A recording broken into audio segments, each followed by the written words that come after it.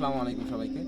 আমি বেশ অনেকদিন ধরে আপনাদের জন্য নতুন কোনো ভিডিও নিয়ে আসছি না। আমি জানি আপনারা আমাকে অনেক অনেক মিস করতেছেন, বাট হ্যাঁ, স্টাডি ট্যুরটা শেষ করে আমি নতুন একটা ভিডিও নিয়ে আসার চেষ্টা করবো। তো আমি বর্তমানে দাঁড়িয়ে আছি বান্দরবনের হেলিপ্যাডে, নীলগিরির হেলিপ্যাডে, এবং এখানে আশেপাশে অনেক পাহাড় দেখতে পাচ্ছেন, এবং আশেপাশে যত পাহাড় আছে তার মধ্যে এই পাহাড়টাই, মানে নীলগিরির এই যে যে জায়গায় দাঁড়িয়ে আছে, এই স্পটটাই সবচেয়ে উঁচু স্পট।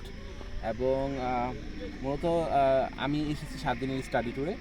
এর আগে আমরা ছিলাম খাগড়াছড়ি, বান্দরবনের একটা রাত স্টে করছি, এখন নীলগিরিতে অবস্থান করছি, রাঙামাটিও গিয়েছিলাম, অ্যান্ড কাপ্তাই হ্রদেও আমরা বেশ অনেকক্ষণ অবস্থান করেছিলাম। বিষয় হচ্ছে যে দেখেন, মানে ভিউটা কত সুন্দর, তাই না?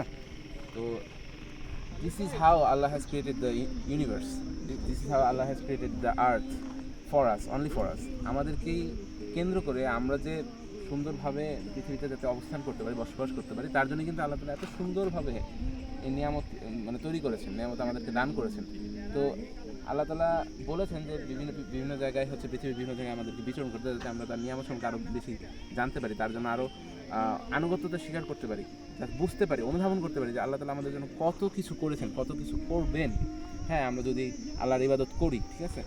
তো এই এটাই আর কি। আমি মূলত হচ্ছে এখানে আসছিলাম স্টাডি ট্যুর উপলক্ষে। এর আগে কখনোই বান্দরবনে আসা হয় নাই আমার। ইভেন আমি খাগড়াছড়ি, রাঙামাটি কোথাও যাই নাই, এই লাইফে এই প্রথম আসলাম। অ্যান্ড আমি বিশেষ করে মূলত মানে উঁচু জায়গা, তারপরে দেখা যাচ্ছে সমুদ্র, এগুলো দেখে অনেক ভয় পাই। হ্যাঁ, তো এখানে আসাতে কিছুটা হলেও ভয় কমেছে। তারপরেও আমি আজকেই হয়তো বা কক্সবাজারের উদ্দেশ্যে রওনা হব। তো ইনশাল্লাহ আমার জন্য দোয়া করবেন, স্টাডি ট্যুরটা যাতে সফলভাবে সম্পন্ন করে আবার যশোরে ব্যাক করতে পারি।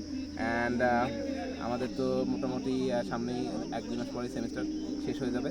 ইনশাল্লাহ কয়েক মাসের মধ্যে গ্র্যাজুয়েশন কমপ্লিট করে ফেলবো, আল্লাহ যদি রহমত করেন।